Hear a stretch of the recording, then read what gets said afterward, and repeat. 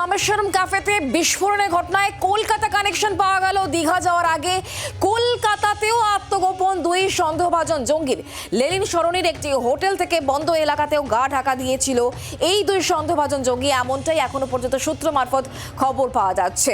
দুই প্রতিনিধি এই মুহূর্তে আমাদের সঙ্গে রয়েছেন। লেনিন সরণির যে হোটেলে দুই জঙ্গি আত্মগোপন করেছিল সেখান থেকে কমলাক্ষ ভট্টাচার্য এই মুহূর্তে আমাদের সঙ্গে রয়েছেন এবং কাঁথি থেকে আমাদের সঙ্গে রয়েছেন আমাদের প্রতিনিধি পিয়ালি। দুজনকে সঙ্গেই কথা বলবো। একদিকে কমলাক্ষ আমাদের সঙ্গে রয়েছেন, অন্যদিকে কাঁথি থেকে পিয়ালি আমাদের সঙ্গে রয়েছেন। আমি প্রথমে একটু জানার চেষ্টা করব, যাবো কমলাক্ষের কাছে, তবে তার আগে আপনাদেরকে জানিয়ে রাখি যে 13ই মার্চ লেনিন সরণির যে হোটেলে এই দুই সন্দেহভাজন জঙ্গি উঠেছিল, তারপর 14 তারিখ তারা সেখান থেকে চলে যায়।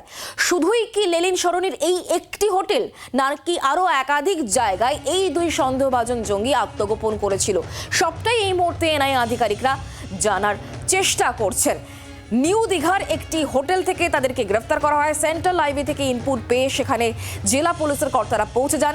লেনিন সরণির হোটেলের কর্মীরা তারা বলছেন যে 13ই মার্চ লেনিন সরণির হোটেলে ওঠে এই দুই সন্দেহভাজন, দার্জিলিং থেকে এসেছিল বলে রেজিস্টারে তারা সেটা লেখেও চেন্নাইয়ে যাবে বলেও জানায় হোটেল কর্তৃপক্ষকে। তারা পরিচয়পত্র হিসাবে জমা দেয় আধার কার্ড। কথা বলবো কমলাক্ষ এই মুহূর্তে আমাদের সঙ্গেই রয়েছেন আমাদের প্রতিনিধি সরাসরি। কমলাক্ষ, যে হোটেলে 13ই মার্চ এসে ওঠে এই দুই সন্দেহভাজন জঙ্গি, তার পরের দিনই তারা সেখান থেকে বেরিয়ে যায়, কি কি জানাতে পারছে হোটেল কর্তৃপক্ষ? কোন রকম কি সন্দেহ তাদের হয়েছিল পুলিশের কাছেই, বা তারা এখনো পর্যন্ত কি কি তথ্য তুলে দিতে পেরেছেন?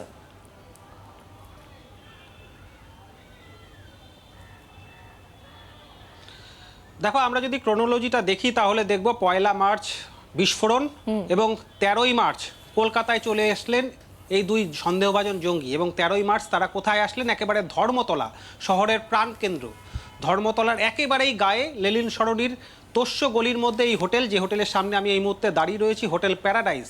আপাতভাবে বাইরে থেকে, রাস্তা থেকে এই হোটেলের হদিশ খুঁজে পাওয়া যাবে না। গলি দিয়ে ঢুকলে দোতলার উপরে উঠে ছাদের উপরে একটি হোটেল, যেখানে মাত্র কয়েকটি রুম, সেখানেই 700 টাকা দিয়ে একদিনের জন্য রুম ভাড়া নিয়েছিলেন এই সন্দেহভাজন দুই জঙ্গি।